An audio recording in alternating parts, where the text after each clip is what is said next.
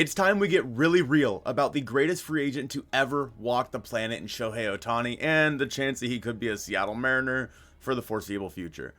We all knew it probably wasn't going to happen, but now there are reports that, yeah, it's not going to happen. And I'm going to tell you in this video why that might be a good thing. Why it might be a good thing that Shohei Ohtani won't be a Mariner. However, there is one caveat to that I'll put at the end of this video, and I'm very, very interested to see what you guys think. Also, hey, I'm wearing a Simply Seattle sweatshirt. Make sure you use code MOJO10 at checkout. Go over to Simply Seattle and support the boys. They make the greatest Mariners merch there is. Now, back to the video. So MLB Trade Rumors posted, report Mariners not expected to sign Shohei Ohtani. Now, this was coming from Daniel Kramer, MLB.com writer for the Seattle Mariners, talking about a beat report that he does for the team. Daniel Kramer goes on to say, perhaps that's by design given Ohtani's veiled nature, talking about how there hasn't been a whole lot of talk about it. And he says, but at least in Seattle, the quietude is reflective of what's taking place behind the scenes. Industry sources told MLB.com this week that landing Ohtani doesn't appear to be within the Mariners' realistic agenda this offseason. After all the come to Seattle chants and everyone hoping that Shohei Ohtani would be a Mariner, and myself included, I would love Ohtani to be a Mariner,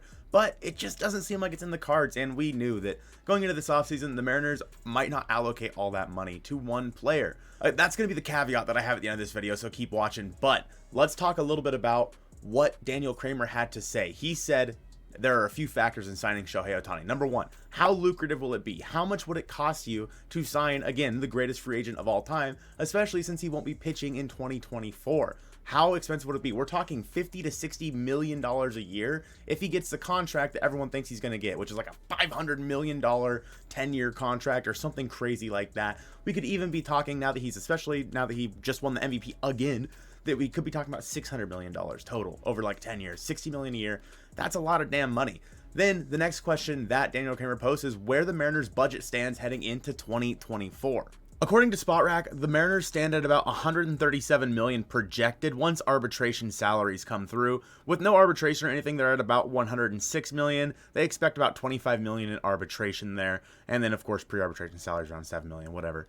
But we're looking at about $137 million for the Mariners in 2024. That money is allocated with $22.75 million to Luis Castillo, $23 million to Robbie Ray, Marco Gonzalez with $12 million, Eugenio Suarez with $11, JP with $10, and Julio with $10 million as well. The Mariners' guaranteed money is only locked up in these guys right here, including Evan White, Dylan Moore, and Andres Munoz. Everybody else is arbitration eligible or pre-arbitration. In 2018, the Mariners had their most money ever spent, their highest payroll at $171 million, which was 10th in all of baseball. $95 million of that went to Felix Hernandez, Robinson Cano, Kyle Seager, Mike Leake, and Nelson Cruz.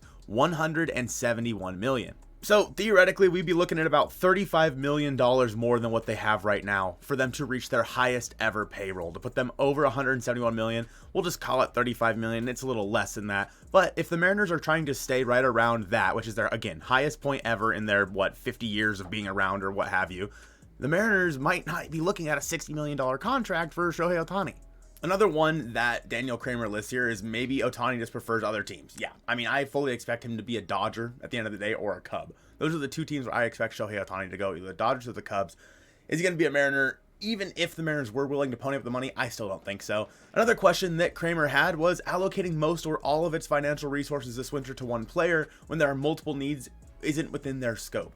This is, I think, the biggest point for the Seattle Mariners. If you were to give Shohei Ohtani $50 million, which again would put you at your highest payroll ever, right around $187 million, which, to be fair, fine, whatever. I am very cool with spending that much money. It does limit you when it comes to signing guys like Logan Gilbert and George Kirby, etc., because once those guys start to get paid, that's going to be a lot more money for the Seattle Mariners where you're at the upper echelon of their scopes. Now, I know, and you know, that John Stanton has that money, and the Mariners rake in billions a year, okay?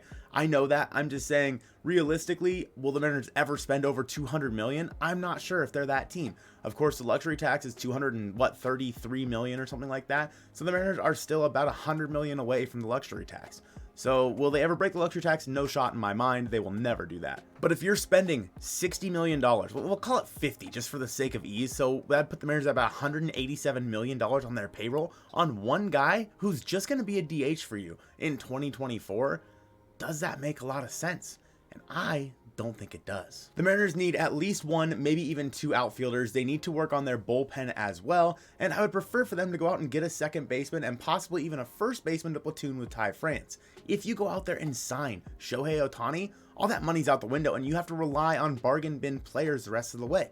As of right now, if the Mariners were going to go out there and sign Shohei Ohtani, that would put them in the top 5 in MLB payroll for all of baseball. Again, the Houston Astros and the Rangers are 4 and 5. That would put the Mariners right up there with them, which, hey, if you want to compete for a division, that might be what you need to do. You need to spend the kind of money that these two teams are spending because, hey, the Rangers just won the World Series, the Astros were in the playoffs. Guess who wasn't? The Seattle Mariners. Obviously, spending money does not guarantee playoffs. The Mets weren't in the playoffs. The Yankees weren't in the playoffs.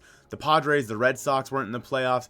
So at least 4 of the top 10 teams in payroll were not in the playoffs. Meanwhile, the Mariners were right at the middle of the pack and they didn't make the playoffs last year at $15 million. The Dodgers, however, made the playoffs, of course, again with $111 million spent, and they're honestly the front runners to go out there and sign Shohei Ohtani. But my biggest caveat is going out there and spending all that money on one player.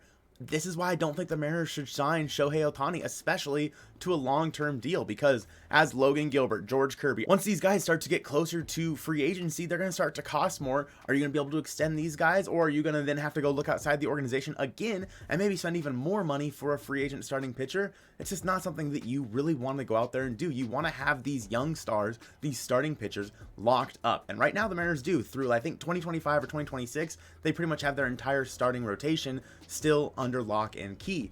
But as you start getting a little bit closer to 2027, those guys start to go out the window. And for the Mariners, it would be stupid to go out there and sign a guy to a $60 million a year deal for 10 years, because then you could probably sign Gilbert, Kirby, and maybe even like a Brian Wu through that time for $60 million total. The 3 of them could get like $20 million a year at that point, and you could extend them much longer than you would just have Shohei Ohtani. And yes, you can argue that Ohtani is going to be a pitcher, so hey, that throws a little bit of a wrench in that plan. But the fact of the matter is, the amount of money that it would cost to sign Shohei Ohtani, you could split up amongst a lot of other guys and keep the core of this team together instead of putting it all into one player. Again, this was the problem with the 2018 Seattle Mariners when they had their highest ever payroll at $181 million, is that they had Felix making like $26 million a year, Robbie Cano making 24, Nelson Cruz was only making like 15, 16. He was very worth it. But these guys were making way more money than they should have been, and the Mariners didn't have the flexibility to go out there and add, because they didn't have any of these young pre-arbitration players like the Mariners do now. And they also had all their money locked up into just a few guys, so they really couldn't go out there and afford to spend more. Again, I know that they could afford to, but they weren't going to go that much higher than their highest ever payroll on an aging team that probably wasn't going to go anywhere in the first place. Listen, I want Shohei Ohtani as much as you do. I would love to have him as a Seattle Mariner. I just don't see it in the cards. It just doesn't make sense, in my opinion, to go out there and sign Shohei Ohtani for as much money as he's going to want and as much money as it's going to take. If Shohei's willing to take like a $35 million a year deal, like a 2-year deal, right? Just sign him to a 2-year deal. He can DH in 2024 and then do both in 2025 again. Obviously, Shohei's not going to do that. He's going to want to cash in. But if that was a thing, I think it'd be a good fit for the Mariners. But signing this guy to a long-term deal just financially locks up any team that signs him, not just the Mariners, any team. I don't care who you are. You are going to get locked up into that contract, and you're not going to have the financial flexibility unless you're the Mets and Steve Cohen going out there and spending $1 billion every offseason. You're not going to have the financial flexibility to go out there and make the moves that you need to make sure your team makes the playoffs. So no Shohei Ohtani. What does that mean for the Seattle Mariners, and who should they go out there and sign or make a trade for? I have that video on the screen right now. I appreciate you guys watching this one, and go Mariners.